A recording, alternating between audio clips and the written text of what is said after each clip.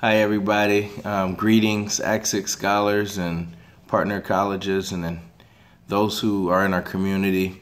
I hope you guys are all feeling full like I am coming off of such an incredible convention experience. I follow this up with something that's both challenging and timely news and information for us. So what I have to say is timely because as we themed our convention, Lead for Real, we run against the weight of what that means and what it looks like. As you may have remembered in my talk, what happens when a call is dropped. Leadership has a cost and a magnitude that impacts us both positively and negatively. This news is also challenging because there's a consequence when those things are not reached and it affects us all.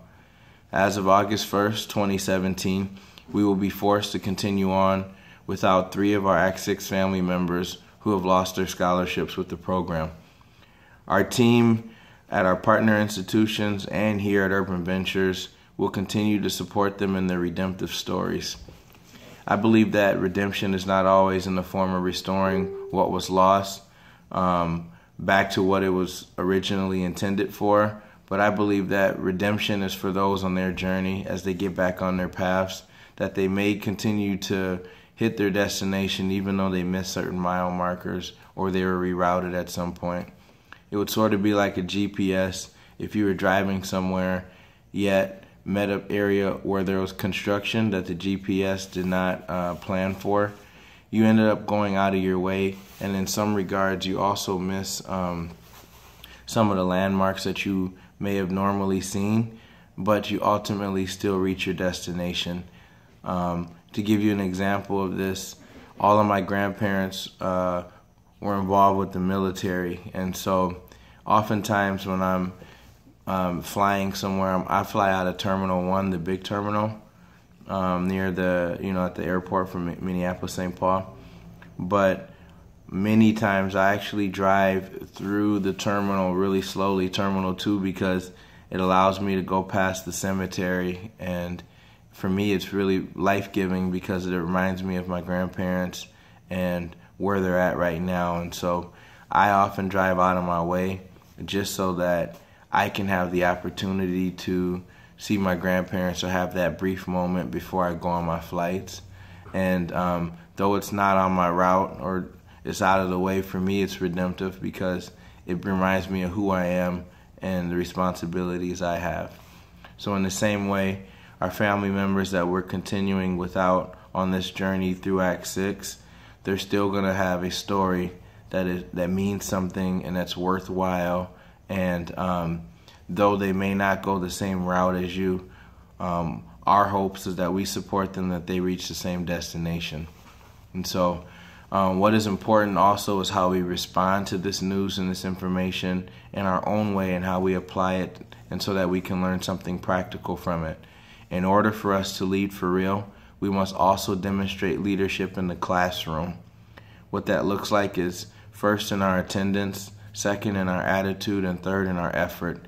Because we're not a merit-based scholarship doesn't mean that we ignore our educational aspect of our contributions to our campuses. We looked at the whole picture of you guys when we selected you and offered the scholarships to you, and we'll continue to look at the whole picture now.